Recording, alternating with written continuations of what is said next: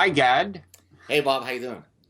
Okay, did I fail to pronounce your first name Oh, accurately? that beautiful. Good job. I bet you say that to everybody. You told me before we started taping it's somewhere between God and Gad, and I just am not sure I can hit that sweet spot. But anyway, let me introduce us.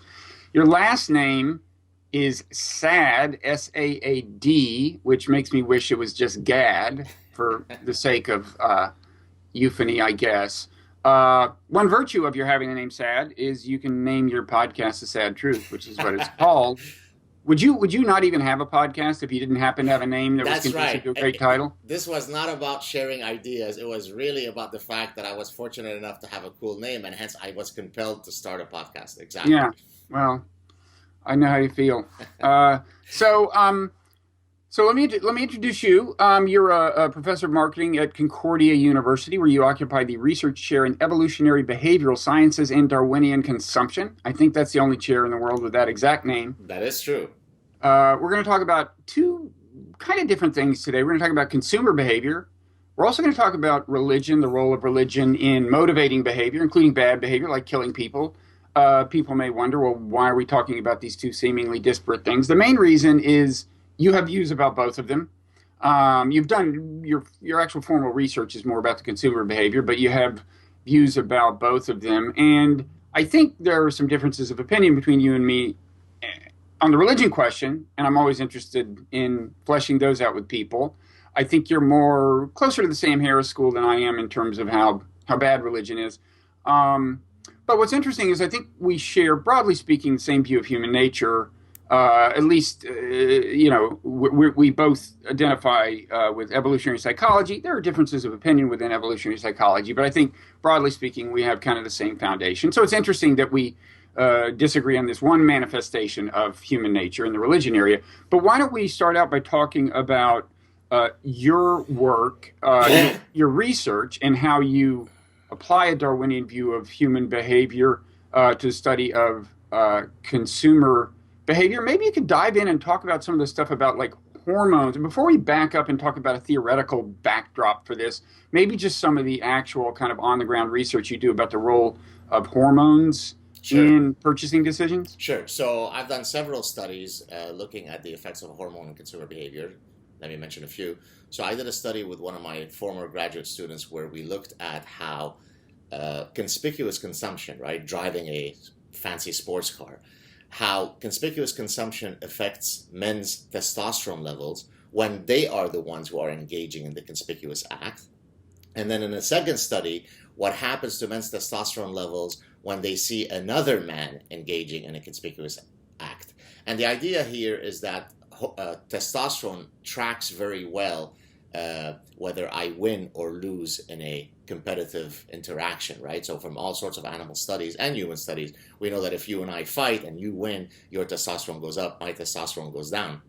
And so taking this idea across animals and then looking at also the notion of lekking behavior. Lekking behavior, a lek is a physical space where typically males, not always, but typically males congregate, engage in some form of sexual signaling, and then the females choose the optimal male, That's whatever. Lek, right? Lek, exactly. And Mhm. so I took these principles and said, well, let's apply these in consumer behavior. We do a lot of lekking behaviors as consumers. And so with one of my students, we brought men, had them drive. This wasn't, pretend that you were driving, imagine you were driving. We actually rented a Porsche and we had a beaten up old sedan and we had them drive these two cars either in a downtown environment in Montreal on a weekend where everybody can see you being either the loser or the winner, so to speak, or on a semi-deserted highway where it wasn't a public setting, where it wasn't a lek. And then we basically took salivary assays to see how their testosterone levels would fluctuate depending on the driving condition. So that was in study one. I'll restrict our discussion to that one for now. And what we found, not all of our hypotheses were supported, but one that was supported was that you put men in a fancy car, their endocrinological system explodes. But to our surprise, that increase in testosterone happened irrespective of whether it was in the public environment or in the semi-deserted highway. In other words, we had predicted that the increase in testosterone would be much more likely to be the case when people can see you driving the Porsche. Well, it didn't matter. Irrespective of the environment, testosterone went up. Should I wait for you to comment on that, or do you want me to go to the Well, next let one? me say one thing. Yeah, If people want to read about your research generally in kind of popular form, you wrote a book called The Consuming Instinct. I don't know how much of this research made it into that, but I'm sure a it lot did. did. It did. It did. Yes. But secondly, yeah. So how did you kind of retroactively explain that finding, if you did? Does it make sense to you now that it really wouldn't matter whether I'm being observed in my BMW or whatever? So I'm guessing that one of the things that is happening is that you're imbuing these young males with such social status that maybe sort of the endocrinological response is not so granular and so responsive to the fact of, oh gee, it's in downtown Crescent Street, therefore let my testosterone go up, but it's on a highway where only a few passing cars are seeing me. So I think what's basically happening is that it is demonstrating that that mechanism is so powerful. When you imbue me with such an immediate gain in social status by putting me in a Porsche, then my endocrinological system is going to respond accordingly. So then I decided to say, okay, well, that's one example of sexual signaling and hormonal mechanisms on the male side. Let me see if I could look at some hormonal drivers on women's side. And so there, what I did with another doctoral student is I looked at what happens to women's consumer preferences, desires, choices as a function of where they are in their menstrual cycles. Specifically, we looked in that one paper, our data collection was actually much broader, but in that one paper, we looked at beautification. Do you dress sexily, scantily clad? Do you beautify yourself? And we also looked at food-related phenomena. The idea being that food-related phenomena map onto survival, natural selection, and beautification maps onto, mating and sexual selection. And the sort of the big punchline, but we can drill down on some of the findings, is that perhaps not surprisingly, to people who understand animal behavior, when women are in the maximally fertile phase of their menstrual cycles, when they are ovulating, this is when they engage in the greatest amount of beautification. So there you go.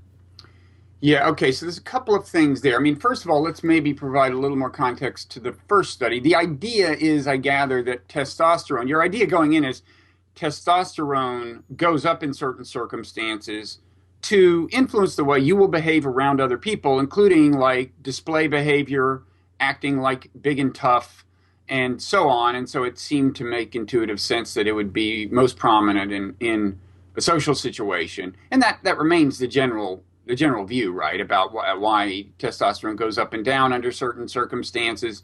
After you lose a fight, it's in your interest to know, if you lose a fight decisively, it's in your interest to no longer contest it. You're just going to get more mauled, and so your testosterone level drops, and you're more submissive, and so on. And then with the menstrual stuff, I mean, there's a whole body of research here that suggests, and it's a little complicated theoretically, right? Because on the one hand, you would think, yes, when women are most fertile, it makes sense to be in mate attraction mode. It makes the most sense. On the other hand, there's also the fact, this idea that women, there's the kinds of guys they would mate with to actually have their kids, but they might be doing a dual strategy. This is not necessarily at the conscious level. And we're not saying in any of these cases that people are conscious of the motivational logic underlying these things. I mean, that's how the hormones tend to work more subtly than that. But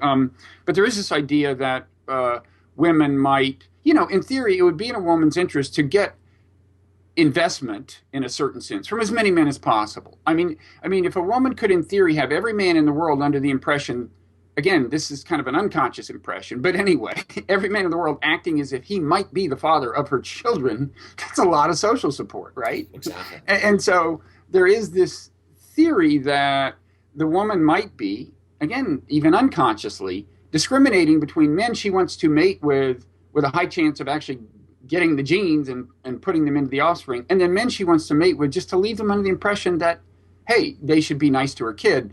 And there's some support for that specifically. I mean, I should say. So I wrote a book about evolutionary psychology a long time ago called The Moral Animal. I'm gonna publicize it for you right there. Here. You go. God bless you. Before you go on, can I just tell you a little story about this book?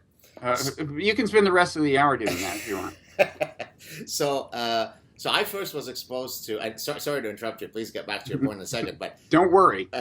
So in 1990, I was a first semester in fall 1990 as a doctoral student at Cornell, And that's when I was first exposed to evolutionary psychology, when a book was assigned to us by my professor of advanced social psychology, Homicide, which I'm sure you're familiar with. Oh, so you studied under Martin Daly and No, no, they were at oh, NASA. the Martin Daly Margot Wilson book was assigned to you. Okay. Exactly, by a Okay. professor called Because Dennis. Martin and Margot were Canadian, but Yeah, as you exactly, are. But exactly anyway, right, go exactly ahead.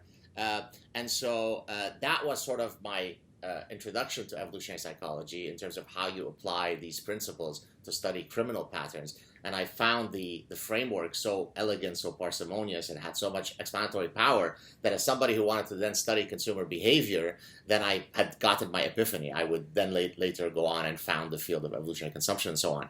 But now I finished my PhD in 1994. I get my assistant professorship. And I think in maybe 1995, as I'm starting to busily, develop the field, I go for the first time ever to, I think, Burlington, Vermont is where I bought your book. And so I was at a bookstore. So this is about an hour and a half away drive from Montreal.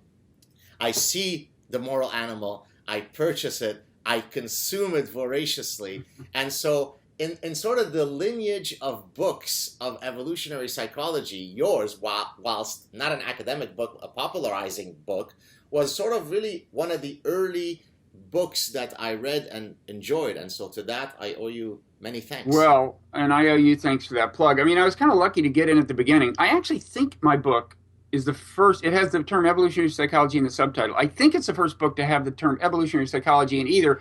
I started working on that book before I had heard the phrase. I started researching it. It was the field per se was just taking shape in the late 80s when I started working on the book. And so I went to these conferences. You may have gone to the Human Behavior and Evolution Society conferences.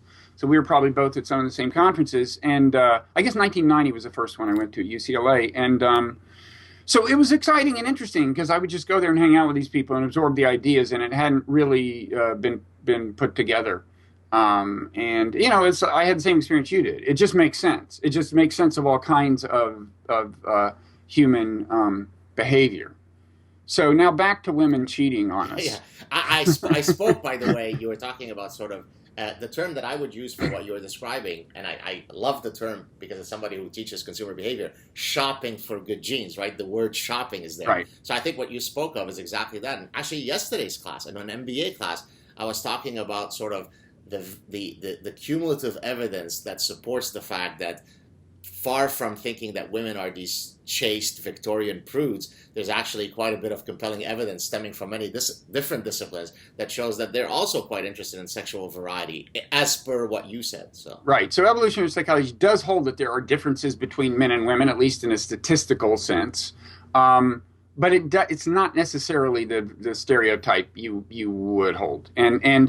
And what I was going to say was, so I wrote this book, but I haven't kept up with the field in a fine-grained way because I haven't continued to write about it. But I get bits and pieces of the research come to my attention. And I gather there's a certain body of research suggesting that women are attracted to different kinds of men during the menstrual cycle. I mean, one study found that they're more attracted to men who have the classic physiology of like a high testosterone guy, right?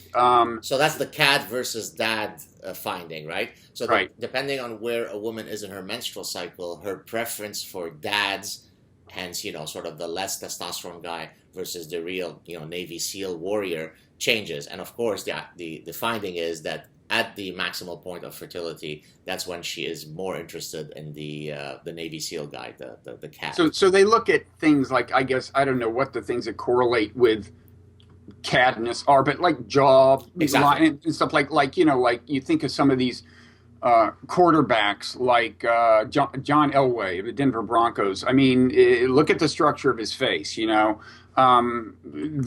finding is that kind of guy. That women, when they're actually ready to conceive the child, are more attracted to that kind of guy, and then when they're not, and the sex is I guess more recreational in a sense, but less likely to be productive in a genetic sense, then they're more attracted to like the banker or whoever to and a guy who shows signs of the kind of commitment, the kind of emotional commitment that make it likely that he would stick with her and support the child. I mean, this is a terrifying thought from my point of view, but I have to face the facts. Exactly right. Speaking of this testosterone markers on the face, I have an ongoing study which is not yet published. Actually, my student will be defending his thesis shortly on this work that I'm going to describe next. We looked at extreme sports participants. So this is not menstrual cycle. This is going to speak about the testosterone markers. Mm-hmm. So we looked at extreme sport participants and specific markers of testosterone, such as their 2D, 4D ratios. Are you at all familiar with that literature or not at all? No, I'm not. So the 2D, 4D ratio is, what is the ratio between your index to ring finger? Oh, yeah. Right? I actually did surprisingly okay on that. You mean you were an androgenized male? No, I came out fairly masculine on that. Like I'm proud to hold up. Okay, go ahead and describe the I'd have to finding. measure them, but that looks pretty virile right there.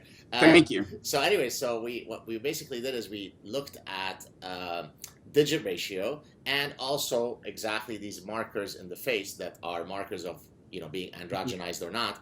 And regrettably, I'm still sort of going through the thesis, but regrettably, I think we found no differences between the extreme sports participants and sort of the non-extreme sports participants. Our thinking was that the guys who are likely to be interested in doing these types of activities are likely to have greater testosterone markers, because as you know, testosterone serves both as an antecedent and an outcome measure, right? So you could say, if I have higher testosterone, I'm more likely to be an entrepreneur or aggressive. So that's an antecedent. Or it could be an outcome, as per our study with Porsche, right? If I put a guy in a Porsche, his testosterone rises or drops, right? So it's kind of a feedback loop. It's both an antecedent and an outcome measure. And so I was trying to cover the full gamut by doing this study, but I think the results did not cooperate too much.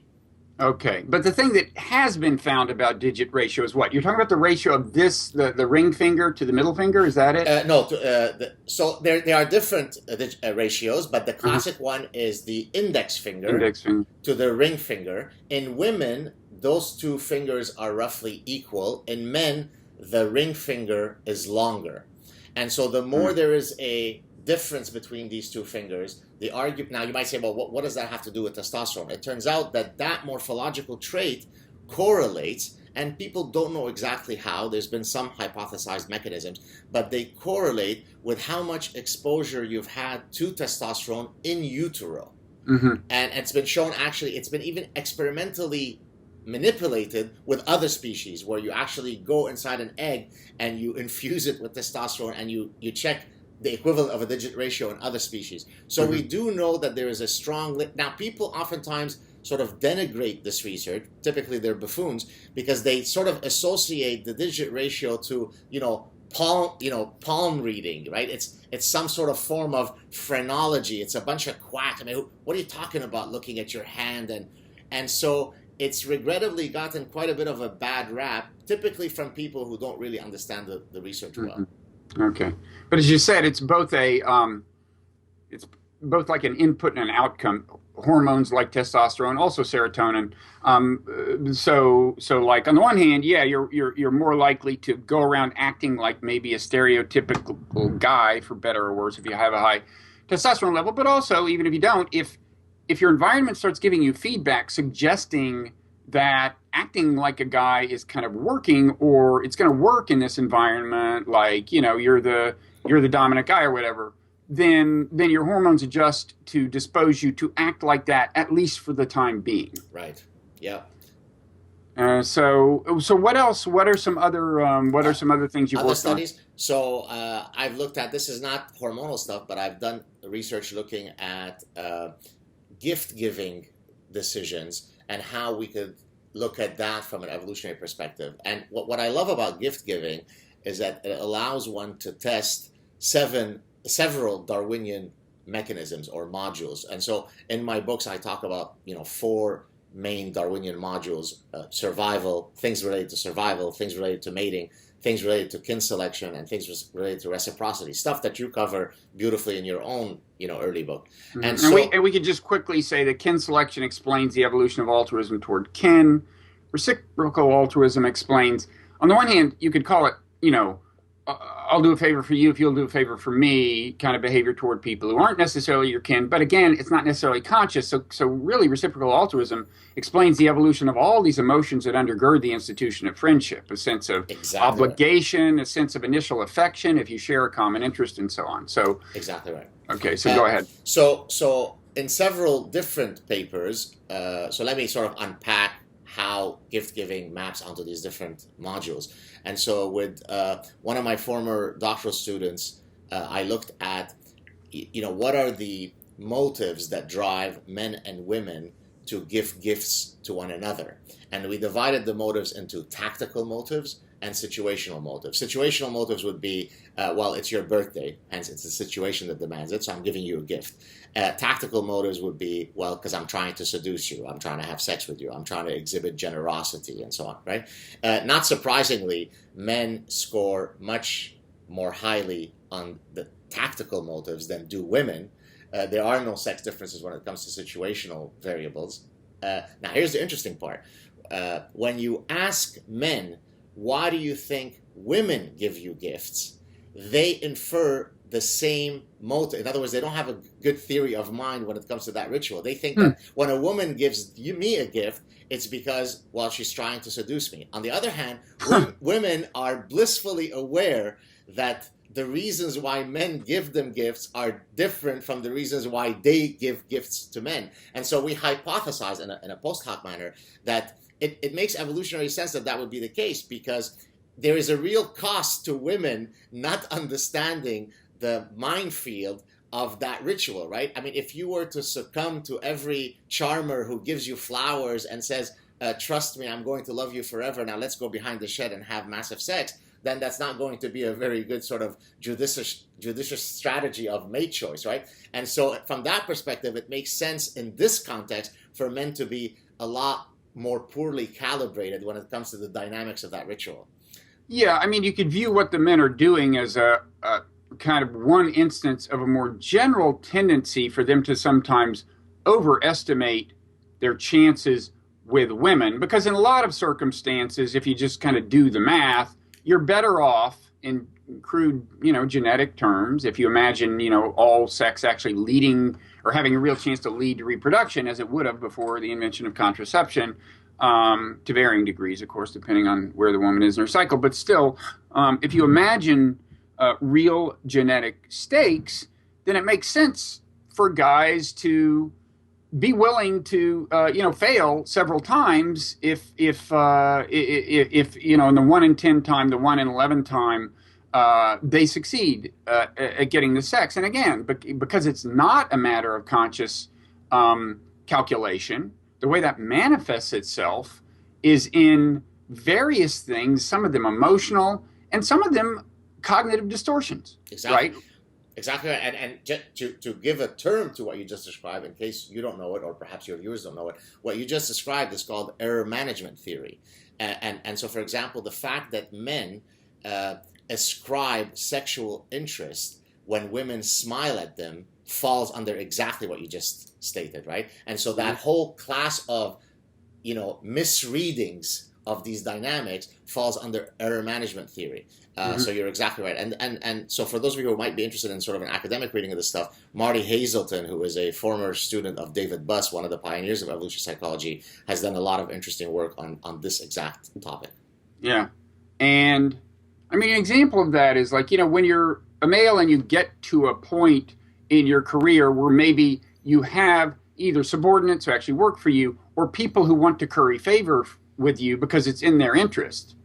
Like, if a young woman acts, really like impressed and reverential and everything, you do find yourself thinking, like maybe she's interested in me. And then you realize, wait a second, she's behaving exactly more or less the way the young males are behaving, who are being very deferential and sucking up. And I'm not thinking they want to have sex with me. Right? I mean, it's the mind is just a total reality distortion field in some respects. I don't want to overstate it, but it's certainly I mean, I'm actually finishing a book on Buddhism, and it becomes very relevant there, because one thing Buddhism and evolutionary psychology have in common is the view that the mind is not a naturally reliable guide to reality. You And know, I'm sorry, go ahead. Finish go, it. no, I'm done. Go ahead. Yeah. So I want to get back to the gift giving, but since you mentioned perceptual distortions, let me discuss an ongoing study that I have, actually with the same former doctoral student with whom I just described the gift giving stuff with. His name is Tripat Gill.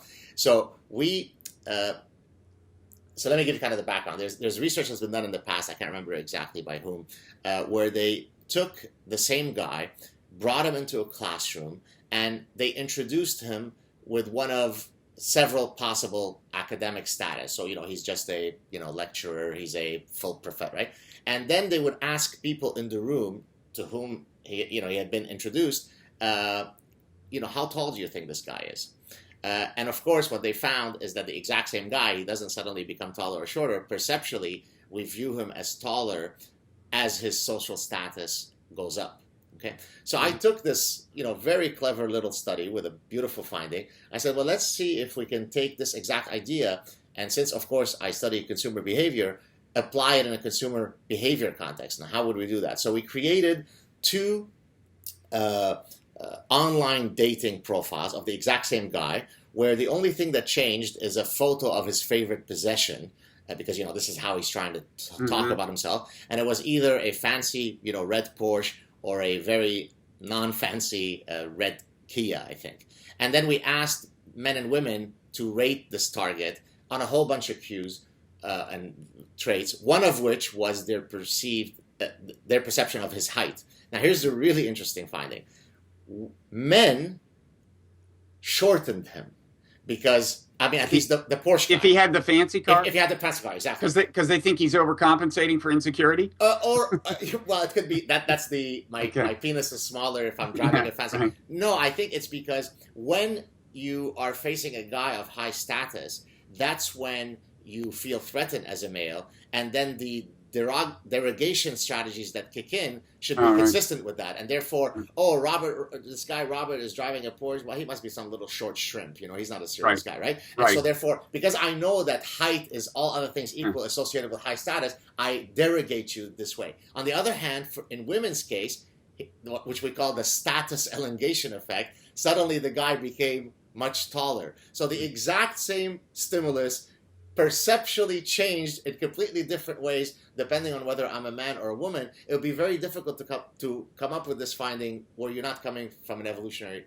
perspective. Yeah, that would make sense. So David Buss, who I think maybe wrote the preface or to introduction to your book or something, or did he? The Consuming Instinct, yes. Yeah. So he did early work on what he called the derogation of rivals, and it's another example of how males.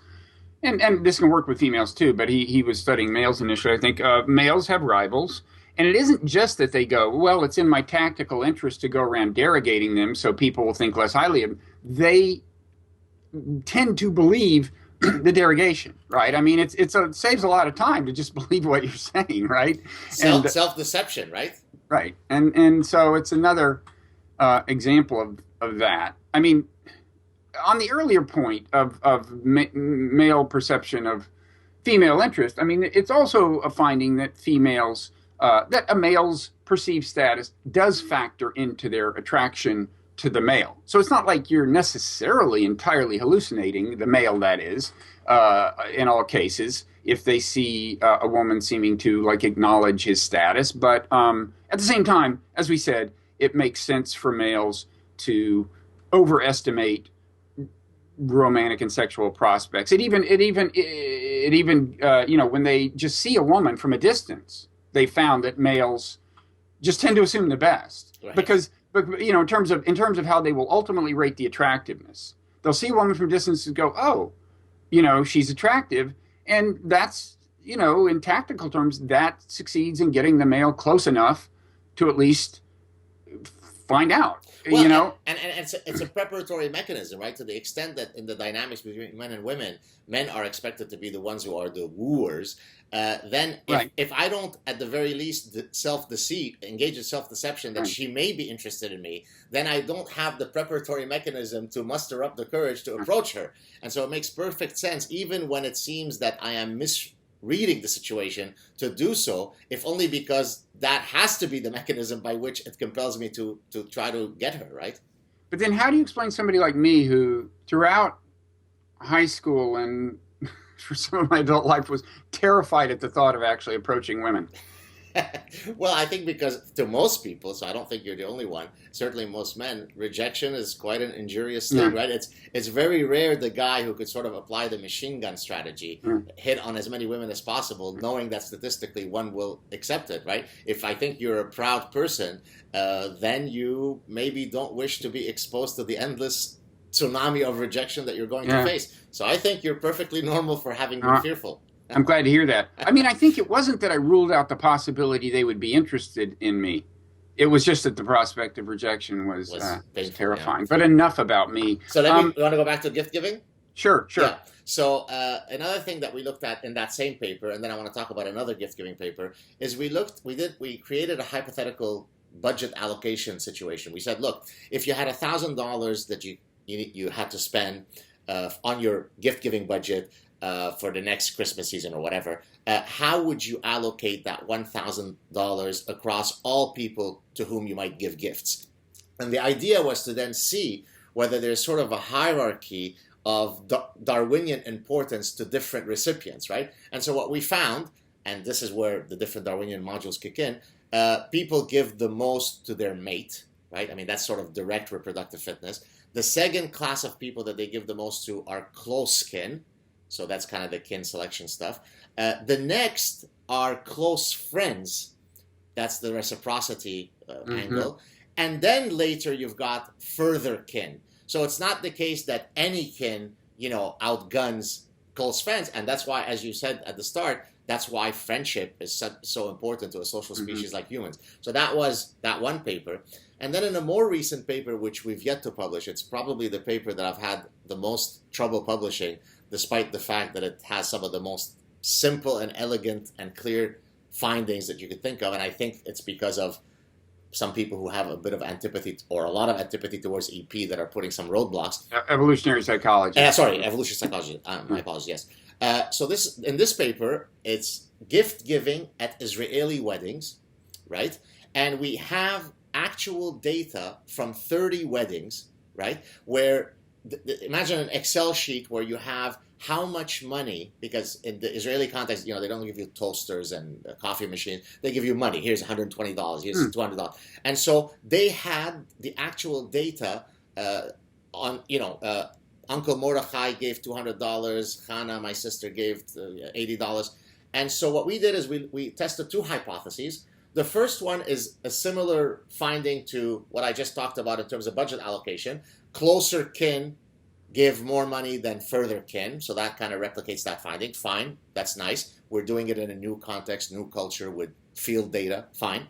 The second hypothesis, there is no way someone could have posited that hypothesis where you're not coming from an evolutionary perspective. So here's how it goes. So if you look at, for example, your four grandparents, from a genetic relatedness perspective, they're all equally related to you. They share 1/4. In theory. Right, exactly. See, that's it. I think you know where I'm going with this. Yeah. And so it's 0.25, right? On average, I share 1/4 of my genes with each of my four grandparents. But if you recognize that it's not only genetic relatedness, but genetic assuredness that matters, right? How assured are you of the link? Well, then your maternal grandmother has 2 generations of maternity certainty, whereas your paternal grandfather has 2 generations of paternal uncertainty, right. And the two others are in between. And so there's tons of research that has found that the pattern of investments are exactly according to that. Maternal grandmothers give the most, paternal grandfathers give the least. Go ahead. So the core idea being just, again, that for sure that your mother is your biological mother. You don't know. I mean, assuming you trust that actually you came out of her womb, and usually that's a pretty well established fact. You don't know for sure that your father is your biological father, and there's been all kinds of. I mean, I remember. I think Malinowski, the anthropologist, found that on the Trobriand Islands, there's a system where. I mean, I think there was so much promiscuity that paternity confidence was very low, and what he found was that. Women got a lot of investment support from their brothers for their kids, more than they got for their kids from their sisters. There was a Right. system that, and if you look at that, that's people investing in kids that they know they're closely related to, even if they're not the fathers, they're the uncles. But so there's a and again, it's interesting. I mean, the assumption is that a lot of this is unconscious. You don't. And then, I mean, speaking of Israel, I'm not saying this is connected, but there is this idea, right, that you're Jewish if your mother is Jewish. Exactly. But if your father is Jewish but your mother isn't Jewish, then what is the deal? Is conversion required or what? So in today's sort of conversion practice at the sort of the most orthodox level, I mean, you cannot be Jewish unless you go through that Orthodox formal conversion, unless your mother is Jewish. So you're exactly right. As I understand it, but I could be wrong. I think in earlier times, I don't know exactly when, that sort of through the mother lineage idea was not quite as set. Okay. We could check on that. And yeah, go ahead. I really want to emphasize that with things like this, you never know. I mean, cultural things develop for arbitrary reasons. It may happen that they just happen to make sense in Darwinian terms. So I want to be careful. But certainly what you found in your study there are different kinds of data that suggest that maybe at an unconscious level, we are attentive to this fact that you only know for sure that your Maternal side. Yeah, the maternal side. I mean, I was just trying to think through as I was saying that how I behaved toward my various nieces, nephews, in-laws, and so on. People can do that little game for themselves if they really want to think about so it. So I can formally state it. So then we looked at the maternal and the paternal side of the wedding guests of the bride and groom, and we hypothesized that the maternal side of both the bride and groom would give larger gifts across different kid categories than the paternal side, and that's exactly what we found. There's absolutely no reason why this paper has been so roadblocked endlessly for years. Rerun it here, redo this, reanalyze. It's endless hoops that we're jumping through. Frankly, at one point, and I'll say this publicly, at one point, the lead author on this paper just really insisted that we withdraw it from the journal that we were at because we were being put through an unreasonable number of hoops. But finally, we were dogged. We went back to the journal, but it is still under review. So if anybody's looking for it, it's not yet published. So are these like mainstream psychology journals with not a particular evolutionary psychology? Exactly. Because there are journals that are more sympathetic to evolutionary No, this is psychology. actually a consumer psychology journal. It's a consumer psychology and journal. therefore, yes, it's psychology, but it's not evolutionary based. And if you have the misfortune of falling on one or two or sometimes three reviewers or associate editors or editors who are, have great animus towards evolutionary psychology, well, then the hurdle that you have to overcome is that much greater, if not impossible. And so, and now, of course, as I like to say, sort of optimistically, but truthfully, the amount of animus that I faced, earlier in my career is markedly more so then than it is now. In other words, a greater number of people are now coming around. And I'm not talking here about the people at the human behavior and evolution meetings. They're on board. But I'm talking about, many of the social scientists, the cultural anthropologists, the social psychologists, the consumer psychologists, who are not in the least bit steeped in evolutionary theory, while it's been a difficult pill for them to swallow that consumers might actually be biological beings shaped by evolutionary forces. Yeah, no, I remember in the early days when it was very much a kind of besieged. There was a kind of it was kind of fun. I mean, it was a renegade movement. This is like late '80s, early '90s, and I think it's gotten to the point where, at least in most psychology departments, professors at least make respectful noises. They don't dismiss evolutionary psychology out of hand the way they used to, even though it often turns out they haven't really thought about it a lot. But it's no longer considered something you can just dismiss. Right. So should we turn to religion a little? I mean, we don't have a ton of time left, but maybe we could sketch out some of the issues, and then maybe we'll have time to pick it up later at another conversation or something. That'd be great. So I guess broadly speaking, you could say the question is religion, good or evil? And I've always, I have some kind of Darwinian reasons, I think, to disagree with Sam Harris's interpretation. We can get to those, but first of all, it's just the difficulty of the problem empirically. So it's like, if the question is religion the root of a bunch of bad behavior, or is it on balance a bad influence? Well, there's two things you have to do. First, it seems to me, first you'd ideally, in an ideal world, you'd like add up the number of good things that have been done in the name of religion and the number of bad things that have been done in the name of religion. Well, that's hopeless empirically, right? I mean, that's a really difficult thing to do in the first place.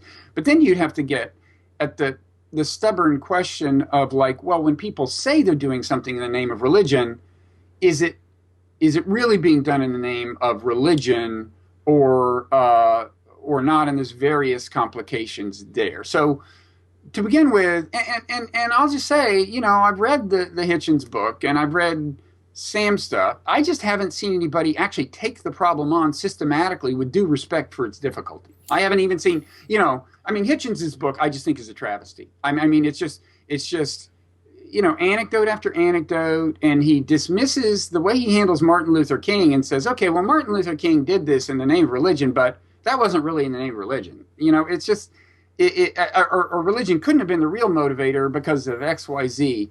I'm not aware of anybody really addressing the question as systematically as it needs to be addressed and with the humility that I think is in order. So, yeah, so much to cover. I think we need another 6 hours for this one. But, yeah, so let's just start the conversation. Yeah, and then we'll pick it up another time. So in chapter 8 of The Consuming Instinct is a chapter that perhaps some would say provocatively titled Marketing Hope by Selling Lies. And so there what I do is I talk about various peddlers of hope that are very successful because ultimately they deceive you, but they really serve a purpose that I really would love to believe in, right? So cosmetics companies sell me hope, right? I mean, I think it was the Estee Lauder, or I can't remember who it was, who said, in the manufacturing plant, we manufactured the actual cosmetics. In our advertisements, we sell hope, right? Self-help gurus do the same thing. And of course, the greatest, in my view, peddler of hope is religion, and that ultimately, for you and I, it might sound obvious what I'm saying, but for many people, they might not have connected the dots. It solves, in quotes, the ultimate problem, and that is our respective existential angst, right? If I have a cholesterol problem, I go see my physician, here is some Lipitor, try to eat healthily, exercise, take Lipitor, and boom, it's solved. Well, there's this pill called religion, which if you take, solves your mortality problem because you're going to see Uncle Chaim again or whomever it is. You're going to see Fido, the dog that passed away in heaven. And so I think it's, functionally speaking, there are very compelling arguments for why we should believe in religion. But then the question becomes, is it, if you truly believe that it's a bad idea or a false idea, not bad in the sense of how you're saying it, that, the accounting of what it does is good or bad, but rather, is it a veridically true, is it true or not? Mm-hmm. Then my thinking is, and maybe I'm maladaptively honest here, because I think it's easier to believe than to not believe. My thinking is, I'm not going to believe in a fairy tale because it makes me feel good. My dog passed away a few years ago, and it was devastating to me. I would much rather believe that there will be some future time when I will be running in the fields with him. And that's a lot more comforting to me than to know I will never see my dog again. And so I think because of this large prefrontal cortex that we are endowed with, it's very difficult to eradicate religion. It's here to stay, and only the few walk away from it. Yeah, I don't disagree so much with that as that is the view that it's the source of badness, and when people do bad things in the name of religion, the thing to focus on is eradicating the religious belief and convincing them that it's superstition and stuff. I mean, I think good luck for reasons you said. I mean, all the evidence is that only tends to make people more fundamentalist and extremist when they feel that their beliefs are threatened. And B, I think that takes your attention away from things that might help and that might be more fundamentally related to the actual causes of the behavior. Right. So, we'll go ahead. Yeah. So I was going to say, so we could make it tangible by talking about a specific context, right? So I have here actually for me, and I prepared this. I had it both as one of my Sad Truth clips, but I'm now using it in an upcoming talk that I'll be giving at a terrorism conference here in Montreal, where I listed all of the purported motives that people have ascribed to the endless global mayhem that has been committed in the name of one, shh, don't you dare say it. It's redacted. We shouldn't say what the name of that ideology is. And so, frankly, that's laughable, right? Because, I mean, I could just go through some of these, right? It's people join ISIS for adventure seeking, for male bonding. It's workplace violence. It's violent video games. It's lack of adequate exposure to art. It's beard bullying, and I could go on through this. It's poverty, it's climate change, it's lack of solar panels. So when you have people who are so committed to not even entertaining the possibility that when people tell you, look, I am going to do action X because of passage Y in my book, and here is the quote, then I think this is what I call a manifestation of ostrich castrati behavior, right? You're castrated in that you are too cowardly to see the truth, and ostrich, even though ostriches don't really put their head in the sand, the metaphor is appropriate, you wish to deny reality. So I think there is a danger. I mean, I agree with you that in some cases we shouldn't necessarily ascribe certain behaviors to religion, but also we shouldn't do the opposite, which is, just endlessly come up with just laughable. I mean, I couldn't come up with satire as poignant as some of the causes that have been inscribed. When a jihadist says, this is why I'm doing it. I'm actually making a video, a public video. I'm going to quote the passage that drives me to go to Raqqa and throw those Shia dog homosexuals off the rooftops. That has nothing to do with religion. It's due to male bonding. Well, come on, man. Let's be honest. So you think we should take them at their word about what their motivation is?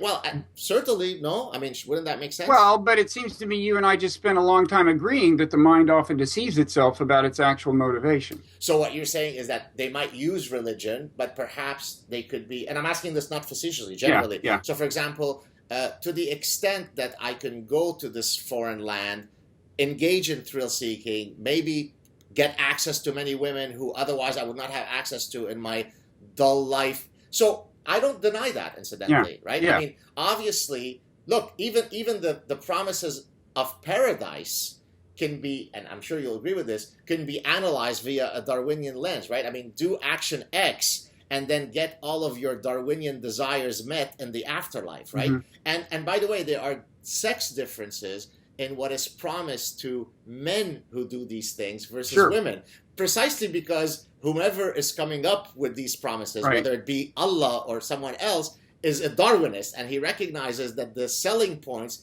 that you have to offer men are different from women. So I concede that point to you, but we certainly can't say that none of this stuff is related to religion, right? I mean, no one is going to read let me plug your book again. It's difficult to get radicalized by reading The Moral Animal, correct? Well, I hadn't thought about that. You can imagine people getting radicalized. People in American politics are getting radicalized. People who are secular are acting kind of radically. It happens. But I mean, to get back to the point, I'd say a couple of things. First of all, I think we agree that actually, yes, some of the enticements. I mean, I was surprised you dismissed the male bonding part. I think that that does factor in. I think a lot of times you're talking about people who a lot of them, things aren't going great in one sense or another. They may be a little alienated. They whatever, and they find the overall prospect attractive. I mean, certainly when ISIS recruits people, they're advertising in addition to like heaven, a whole lot of mundane things. As you said, there are women, money, and so on. So there's that. But can I interrupt you there? Yeah. I'll finish your point. I would also add, it is part of my Darwinism. It's part of my ebb-psych perspective that when someone says, I'm doing X because of Y, just by virtue of the structure of the sentence, I am skeptical. If a politician says, I am running for office because I want to make America a better place, I want to help people, it isn't that I think they don't believe what they're saying. It's that I think that, how convenient that happens to coincide with elevating their status and power. Right. We are designed to believe things and profess to believe things that have various kinds of social and Darwinian benefits. So I just am out of the box skeptical of people's reports about their own motivation. There's a bunch of other stuff I could say, but I'll stop there and let you say Yeah. what you were going to say. So I do concede actually that male bonding is part of the motives, that the constellation of motives. But here's the thing, right? There are 10,000 religions. It's a lower estimate, and you're better equipped to speak about this than I am. You wrote a book called The Evolution of God, so I'm sure that your understanding of the rich tapestry of religions is quite profound. So let's put the number at 10,000, although that's a lower estimate of the number of religions that exist. So out of the 10,000 religions that we can right now write down, there seems to be one that expresses its male bonding by throwing off dirty Shia from the rooftops, right? Therefore, the Amish are not male bonding through that mechanism. Neither are the Seventh-day Adventists, neither are the Raelians, nor are the Jains. And therefore, male bonding could be a mechanism by which I join ISIS that drives it, but ultimately it has to be under the rubric of an ideology that allows my desire to male bond to express itself in that form. So again, no one contests the fact that that religion is not the sole singular fact that is driving people, but surely we can't remove it, right? I mean, what would be the data that a skeptic would need to collect before they come to the conclusion that religion might have something to do with it? And I'm asking you this generally, not facetiously, right? So if I look at the history of all scientific papers that have ever been studied, well, the amount of evidence that was needed to publish any paper is profoundly lesser than the amount of evidence that we have currently that there might be a link between this ideology and terrorism. So what would be the data that would make you say, you know what, I do see a link. I'm convinced that this is partly a motive for why they do what they do. So are you saying your critique is not so much of religion as of one religion? You're saying Islam is more conducive to violent behavior? Well, I mean, we could compare specific religions, so let's make it simple. We could say, and so I'll come back to your question in a second. The content of a religion is relevant to tell us about the religion, right? So, for example, I eat pork, yet I'm Jewish. The fact that I eat pork does not in any way inform the question of whether Judaism allows the consumption of pork or not, because I eat pork despite my religious identity, correct? Therefore, if I want to know whether Judaism permits or not the consumption of pork, I have to go to the main text. So by the same logic, I could use a content analysis, very scientific method, where I take Buddhist ideology, or I take Islam, I take the Hadith, I take the Quran, I take the Sirah, the biography of Muhammad, and I could put it through a content analysis that tells me how often are there messages of brotherhood, tolerance, and love and peace versus genocidal hatred. And I could genuinely compare that to Buddhism or Judaism or Raelianism and come up with, so I don't need to use... So you're saying Islamic texts are more supportive of genocidal hatred? Than what? Than James? Well, yes. The only case I'm aware of where genocide per se is explicitly embraced is in the Old Testament, where it says if you find a people who worship the wrong God, you kill all the men, all the women, and all the livestock in that town. There's nothing like that in the Quran. Well, so you're right about the Old Testament, and actually there's a gentleman, his name is Bill Warner. He's a former physicist. He was a professor of physics who later in his life, when he retired, started applying this content analysis approach to studying religious texts. You should really check him out. I think you'd enjoy his work. He's looked at the content analysis of the Old Testament, and as you correctly said, it's not pretty, right? Now, the idea is, what is it that causes people who otherwise affiliate themselves with the Old Testament, whether it be Christians, or and then the New Testament, or Jews with only the Old Testament, that doesn't cause them to all over the world take those texts seriously, right? Now, in the Quran, we can discuss whether there's genocide or not, but surely at least we can agree that it is difficult to read those texts and assume that it is simply made up of John Lennon, Hold Hand, and Imagine, right? I mean, we're not going to play the game. I mean, I could quote you the stuff. No, I mean, what I said in The Evolution of God is that if you want to look at like quantity of exhortations to violence, like on a per page basis, it's higher in the Quran. If you want to look at, at it qualitatively, the explicit, very explicit advocacy of utter and complete annihilation, I would say that there's more of that in the Old Testament. But I mean, I think you're saying, I mean, there's two different issues here. There's the textual thing, which is as it is. I mean, people can go do the math if they want to go read this stuff.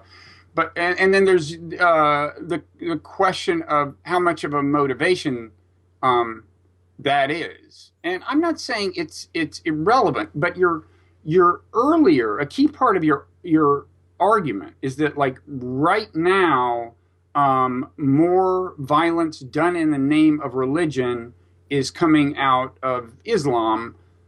First of all, I'd want to note that historically there have been times when a lot of violence was being done in the names of other religions, and their texts have not changed since then. Right. So there's clearly tremendous fluctuation. Yes. And there have been times early, not so long ago, when there wasn't that much coming out of Islam. So clearly text is not determinative. It's not enough. Well, it's always an interaction between. Sure. It's just like, I mean, let's bring it back to evolutionary theory, right? A lot of people who don't understand evolutionary psychology think that it is biological determinism, right? If you say that something is evolutionary based, that then you're doomed. It's fatalism. You're doomed to doing it. We're doomed to cheat on our monogamous unions because there's an evolutionary explanation for sexual variety. And of course, the correct answer, as you certainly know, is that, of course, it's an interaction, right? I mean, even genes get turned on or off depending on environmental inputs. And so to link it back to your point about Islam, of course, it's an interaction. It's an interaction between a particular historical period and those texts. It's an interaction between an individual and how he or she wishes to understand that text. And so that's where you get a lot of the nuance. That's why you get that out of 1.6 billion people, very few people are doing horrible things and most are peaceful and tolerant, correct? So right. That, of course, I concede. But for anybody to argue that, for example, it is contentious or unclear whether if I did a statistical analysis of all the global mayhem around the world, whether there will be a profoundly clear champion of global mayhem, well, then they live on another planet called Bizarro World, right? Okay, but as a social scientist, I'm sure you'd agree that before you attribute the causality to the religion that wins that contest, you would want to control for as many variables as possible. Right. And it's one thing that's pretty clear is that the average Muslim country, as of 50 years ago, 80 years ago, was not at as high a level of technological development, economic development, as, say, the United States or Canada. So that's like a really important thing right there that could make you question whether you can, how much emphasis you can put on any given variable. But and then there's the particular circumstances you can point to in a given case. So, and here's an example I'd use to point to the pitfalls of assuming we can take our word for people about what their ultimate motivation is. Okay, so let's take Israel-Palestine. I think the things that everyone can agree on is there was a conflict over land. A lot of Palestinians were displaced from their home. Many of them wound up in the West Bank. And then through subsequent events having to do with war, the West Bank came under the control of Israel. So you've got people who were displaced from their homes against their will, who are now occupied by the ethnic group that displaced them. Okay, now if you look at Palestinians who commit violence because of this, you can hear a lot of them say Allah Akbar, whatever, and say they're doing it in the name of religion. On the other hand, when the tension first broke out, it was much more often done in the name of nationality. It's become a more religious thing over time, but killing is killing. And it's interesting that initially, so like Sirhan, who assassinated Robert Kennedy, precisely because of Kennedy's views on Israel, he, by his own account, said, I did it for my nation, and he was a Christian. Okay, right. So it's like, and the other thing I'd say is, like, leave that aside. Leave the fact that, one point I'm making is that religion can function just as an ethnic marker. And people can say, I'm doing this because of my religion, but the real significance is just that religion was the group they identified with. The group has been displaced or, in their view, mistreated or whatever else. So that's what they're talking about. Okay, so we really have to distinguish between religion as an ethnic marker and religion as an ideologically motivating thing. And just the final thing I'd say about this is, so like if right now you went and looked at the violence by Palestinians that's committed in the name of religion and said, if it weren't for religion, that violence would not have happened. That would just be a stunningly naive thing to say, because we know historically that when you have a situation like this, an ethnic group is displaced, and then we're still, from their point of view, they're now occupied by the displacers, you're going to get violence. It would not matter if they were, even if they were atheists, you would still get some violence. So the idea, if your position is we have to take their word, and right now they're calling it religious motivation, I'm sorry, that's just not consistent with what we know, which is that circumstances like this lead to conflict.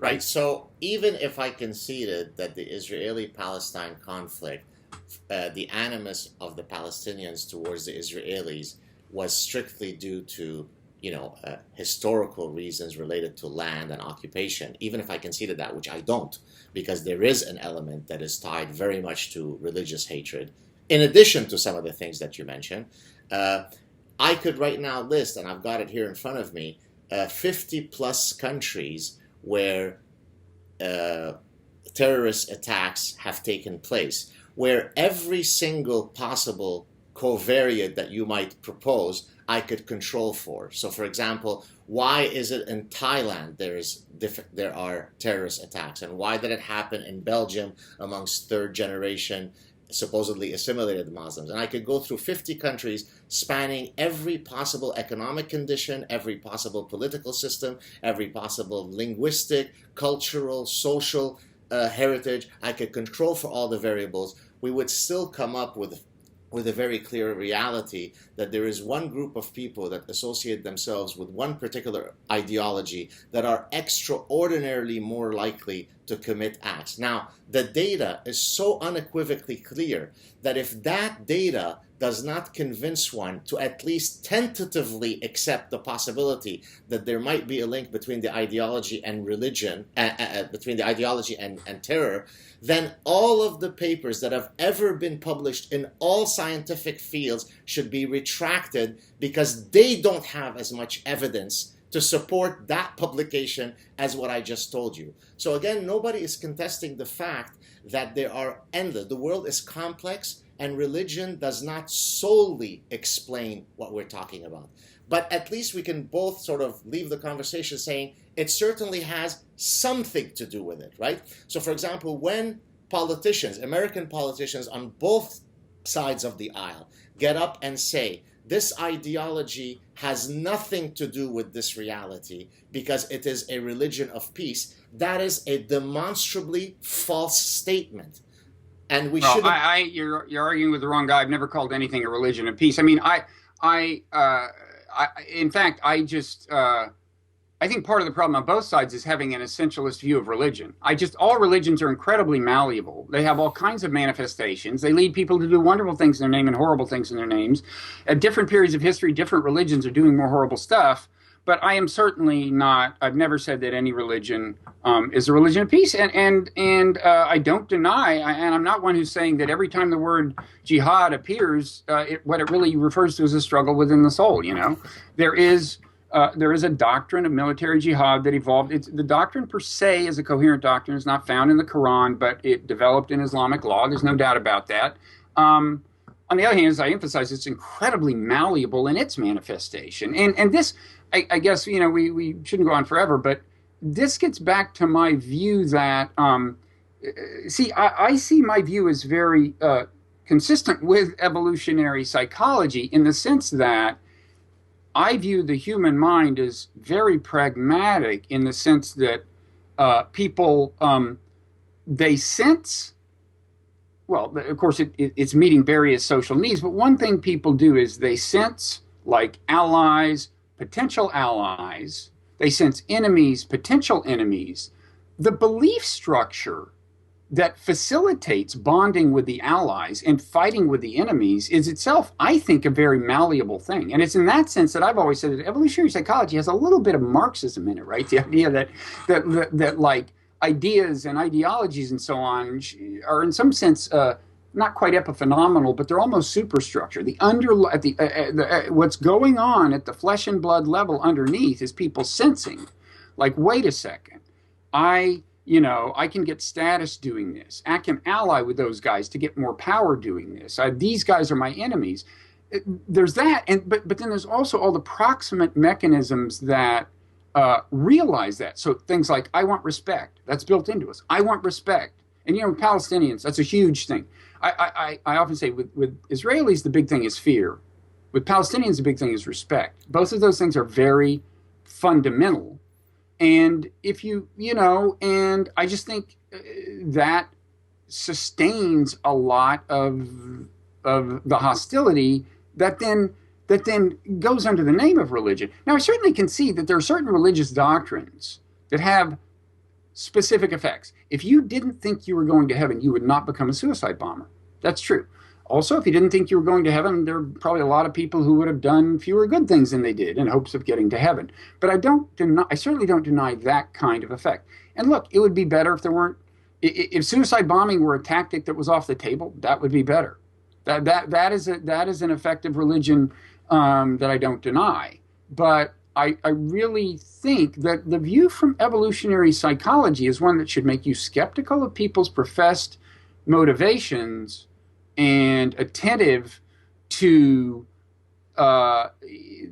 deeper dynamics. I think next time when we chat, if we get a chance to chat next time, we should probably lead off with what you're attempting to do there, which is sort of reconcile evolution and religion, because as you know, but many of our viewers may not know, I talked about this briefly in some of my books and in one of my clips, that evolutionists study religion, right? Typically when we think about evolution and religion, we think of them as sort of enemies, right? Mortal enemies. It's either evolution or religion. But of course, religion is very important to human affairs, and therefore evolutionists are profoundly interested in understanding what are the evolutionary roots, the evolutionary genesis, if I may, of religion. So I think that might be a very nice angle to take up the conversation next time. Yeah, let's leave it there, because there are actually different views within evolutionary psychology, and I have one, and I'm honestly not sure. I'm not sure I can predict yours based on.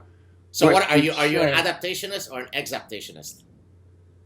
I think, as you mean that, I think I'm more an exaptation. I mean, I think it's more of a spandrel. I don't think it's fundamentally a group selection level adaptation as some people do. There's an appendix in my book, The Evolution of God, where I lay out my view. So you're on the side of Pascal Boyer, right? That evolution is piggybacking on mechanisms that have evolved for other purposes. The cultural evolution of religion is piggybacking on things that evolved largely for other reasons. Now, I don't deny that a kind of group selection takes place over history, kind of cultural group selection, which is that groups that have belief systems that are conducive to harmony and efficiency and so on may outcompete other groups. But that competition may happen at the cultural level. In other words, the other group just adopts their culture, goes, yeah, well, that religion works fine, as opposed to being extinguished physically and it happening through genetic evolution. But and for those who don't know, by the way, the gentleman who proposed what you just said is David Sloan Wilson. He's probably the strongest proponent of that argument. The group selection. The group selection, exactly. Right. Yeah. Right. That's right. He wrote a book called Darwin's Cathedral. Exactly right. Yeah. So maybe we should wait a little while. Get people to miss us, and then we hit them with number 2. Let's wait until they're begging. Let's wait.